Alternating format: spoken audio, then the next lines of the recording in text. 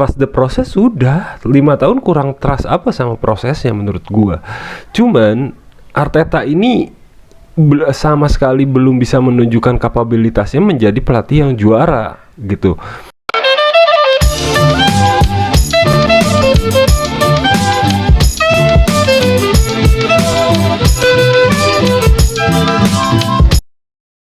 Oke guys, balik lagi di konten Only Gunners. Gimana perasaan kalian para Gunners di pekan ke-16 Premier League minggu ini? Pelatih kesayangan kalian ini dia setelah hasil yang sangat buruk di 2 pertandingan terakhir Premier League ya, termasuk minggu ke-16 ini. Ini adalah, jujur aja, ini adalah salah satu video yang ketika bikinnya gue udah paling males selama musim ini atau selama tahun ini deh. Ketika gue mulai konten Only Gunners, ini adalah video yang males banget gue bikinnya. Gimana gue ngomong ntar, banyak yang bilang, lu mah kalau Arsenal menang semangat, kalau Arsenal kalah malas bikinnya. Semua orang pendukung tim sepak bola Sporting Bojonggede juga kalau timnya menang mah semangat lah pasti. Cuman Arsenal ini gue udah sampai dalam tahap speechless gitu loh. Melawan Everton di Premier League di matchday ke-16 Liga Premier League ini hasilnya 0-0 tadi malam ketika gue bikin video ini ya. Gue malas ngeditnya, malas nguploadnya, malas ngebahasnya, karena apalagi gitu loh yang harus dibahas. Kita semua udah pada tahu lah Gunners kekurangan tim ini apa gitu loh. Jadi gue akan coba bahas dikit aja kali ya, nggak selama seperti biasanya. Bukan karena gue pendukung karbitan suka Gunners kalau menang doang bla bla bla bla, whatever lah, terserah lah. Cuman menurut gue gini, pertama, Arteta ini udah 5 tahun di Arsenal. Dia ini datang di kondisi Arsenal yang secara finansial itu bagus. Oke. Pemain-pemain yang dia inginkan dibeliin semua sama manajemen. Waktu masih ada Edu Gaspar sama Stan Kroenke dibeliin semua. Oke. Planning dia untuk membangkitkan Arsenal. Oke. Memang secara dalam jangka pendek terlihat perkembangan Arsenalnya dari tim yang sangat limbung setelah era Wenger pergi, nggak punya identitas, sempat ganti Unai Emery, pemainnya banyak yang nggak klop, Unai Emery-nya juga nggak dianggap nggak bisa memperbaiki sistem di Arsenal. Lalu dicobalah Mikel Arteta dengan segala macam bongkar pasang pemain yang kalau kita mau fair enough, Arteta tuh juga banyak buang-buang duit. Arsenal sebenarnya banyak pemain-pemain yang dia beli nggak jelas dan nggak berhasil gitu loh. Fabio Vieira lah, Nuno Tavares lah, Sambi Lokonga lah. Itu nama-nama yang nggak berhasil di Arsenal tapi dia tetap beli gitu loh. Ya, tapi kesimpulannya dari itu ya secara finansial dan manajemen Arsenal ngedukung penuh Arteta gitu loh. Dan hasilnya apa? 2 trofi Community Shield dan 1 yang nggak bisa dibilang trofi juga. Community Shield mah biasa aja menurut gua. Dan 1 trofi Piala FA di musim pertamanya. Udah itu doang. Memang kalau secara ngomongin kompetitif, Arsenal memang jadi lebih punya identitas bermain di bawah Arteta. Secara persaingan Liga Premier di 2 musim berturut-turut peringkat 2 di bawah City, bersaing banget. Tapi ya udah itu terus, begitu terus gitu loh. Kayak ibaratnya Arteta pelatih bagus, tapi dia belum menunjukkan sisi dia adalah seorang juara sejati gitu loh. Beda ya menurut gua. Menurut gua pelatih-pelatih yang punya mental juara tuh dan seperti Arsene Wenger waktu di Arsenal, Alex Ferguson, terus Pep Guardiola, Jurgen Klopp, lalu Diego Simeone di Atletico Madrid. Itu adalah Xabi Alonso bahkan yang baru 2 tahun di Bayer Leverkusen. Pelatih menurut gua ada levelnya antara pelatih bagus sama pelatih juara. Antonio Conte, Jose Mourinho itu adalah pelatih-pelatih yang mentalnya juara semua gitu loh. Apa sih bedanya sama Arteta menurut gue gini. Pelatih yang mentalnya juara, dia tuh punya sistem sendiri yang mana sistemnya itu bisa menghasilkan trofi. Udah itu aja menurut gua. Nggak peduli lu mau caranya pakai pragmatis kayak Mourinho bertahan, nggak peduli lu punya kayak tiki taka Barcelona eranya Pep, nggak peduli kayak wingernya era Sir Alex atau pemain-pemain cepat eranya Arsene Wenger ball di Arsenal, atau serangan counter attack-nya Jurgen Klopp di Liverpool waktu era juara Champions.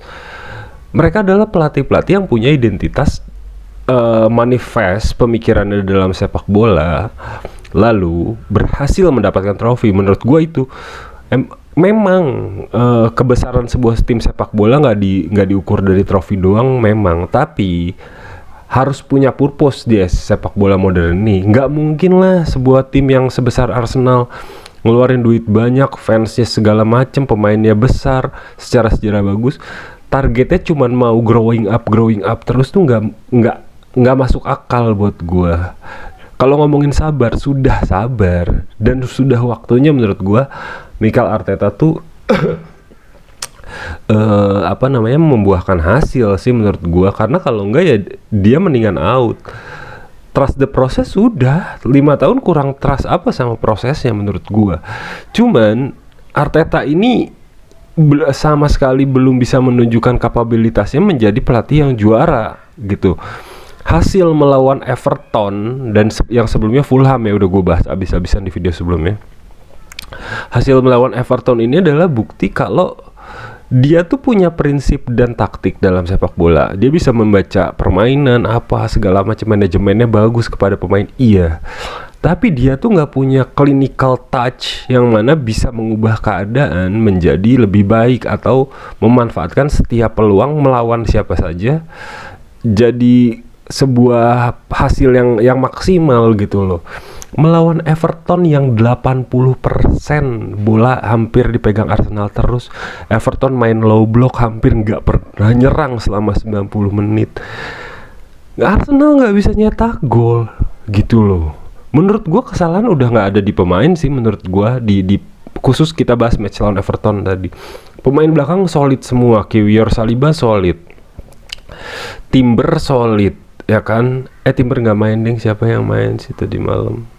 Gue lupa dah.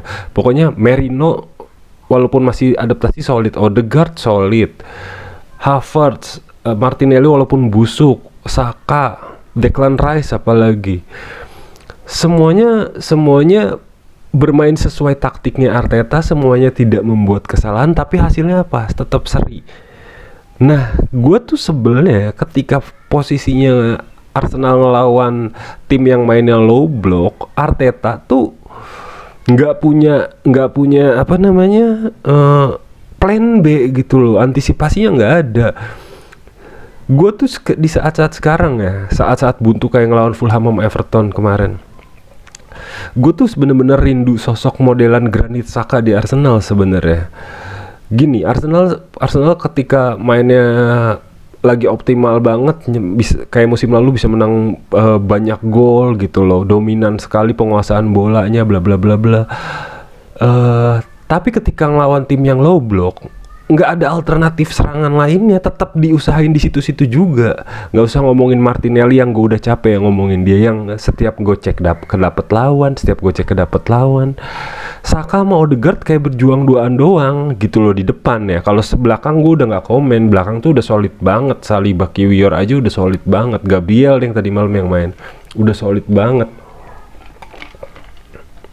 Lewis Kelly bahkan diturunin sebagai starter, mantep banget. Timber di kanan lagi ya kan. Gue gak akan bahas-bahas starting line up kayak video-video sebelumnya. Cuman maksud gue, Arteta tuh ketika lu dimodalin gede dan lu tahu masalah utama lu di striker di musim lalu tuh tidak punya striker yang klinis, meskipun kita bedanya cuman berapa poin gitu sama City, 2 apa 3 gitu di akhir musim kan. Havertz bagus, tapi dia bukan tipe striker yang bikin gol secara rutin kayak Erling Haaland, kayak Alexander Isak gitu loh. Dan kita butuh itu gitu loh. Malah beli gelandang lagi, malah beli back lagi. Bukan berarti gue nggak suka Merino, gue nggak suka Calafiori, suka. Tapi di depan nih jelek bro. Itu yang harus lu tambel gitu loh. Gue yakin Arsenal nggak ada Merino, nggak ada Calafiori misalnya, nggak jadi dibeli musim ini, tetap akan tampil bagus kok. Masih Tierney juga balik, Zinchenko masih ada gitu loh, Jorginho masih ada juga untuk tengah. Di depan yang udah jelas-jelas kehilangan Reiss Nelson cabut, Nketiah cabut, Smith Rowe yang biasa di kiri juga atau enggak di tengah untuk nyerang ya, Smith Rowe lebih seringnya juga cabut. Kita tuh kehilangan daya serang, apalagi kalau kayak Odegaard sama Saka cedera. Malah tidak beli striker gitu loh yang kualitas dunia gitu loh. Dan itu hasilnya ketika ngelawan Everton, strikernya nggak moncer dan buntu, udah nggak bisa ada jalan-jalan, nggak bisa ada jalan-jalan, nggak ada jalan lain lagi gitu loh. Cuman ngurung-ngurung dong, buat apa anjing? Kenapa tadi gue bilang gue rindu Granit Xhaka? Karena Xhaka ngasih alternatif lain ke Arsenal, yaitu long range shoot, tendangan jarak jauh. Memang Arsenal punya alternate saat ini, yaitu corner kick ya kan, yang mematikan di musim ini. Masalahnya tadi malam lawannya adalah Evertonnya Sendage. Pelatihnya Everton Sendage itu adalah lebih dulu populer maksimalin gol ke gawang lawan lewat corner.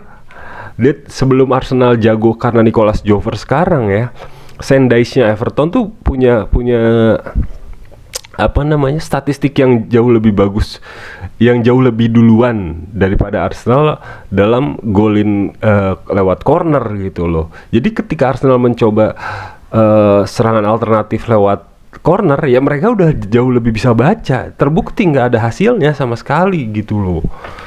Itu yang gue bingung sih sama si Arteta ini, aneh banget gitu loh.